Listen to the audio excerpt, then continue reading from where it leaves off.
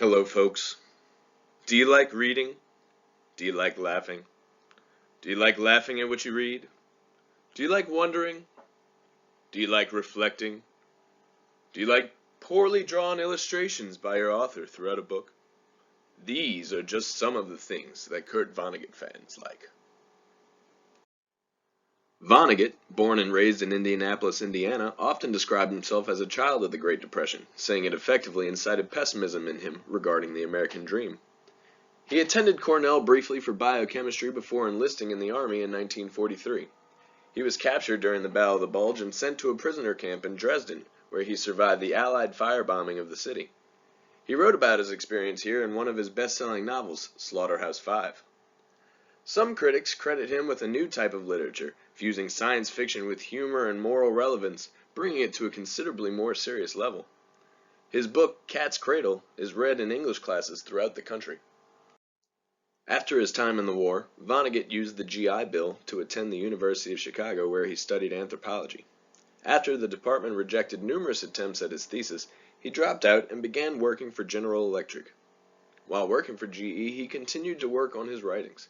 He began selling short stories to magazines and eventually published his first novel in 1952. In 1963, the University of Chicago recognized his novel Cat's Cradle in lieu of his thesis and granted him a master's degree in anthropology. So, is he a great American writer, or what? He's published 14 novels, 5 plays, 5 works of nonfiction, and 3 short story collections, not to mention the various posthumous publications. He taught at Harvard, the University of Chicago, City College of New York, and the University of Iowa.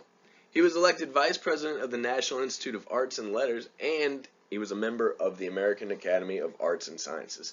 So I don't know, maybe. In his 50 years as a published author, he was considered for many awards, some that he even won. More notable ones might be the Hugo Award and being inducted into the Science Fiction Hall of Fame. Kurt Vonnegut has been a major influence. In his time as a teacher, he had students such as John Irving, David Milch, Gail Godwin, and John Casey. Rick Moody and Jess Walter, to name a few modern writers, have hailed him as one of their major influencers. Revered as a sharp-eyed satirist and a zany but moral-mad scientist, Kurt Vonnegut became something of a cult phenomena.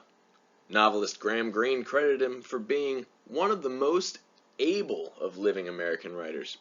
It's very important to understand that at the time he said this, they were both still alive. How many authors do you know that have their own museum? Some? Oh. Well, the Kurt Vonnegut Memorial Library is found in his hometown of Indianapolis, Indiana. And a fun fact about the library is it continues Vonnegut's fight against censorship by donating copies of his book Slaughterhouse-Five to students of schools that have banned it. And anyone interested in getting their feet wet in some Kurt, the previously mentioned Slaughterhouse-Five is a personal favorite, as well as Breakfast of Champions, which is very funny.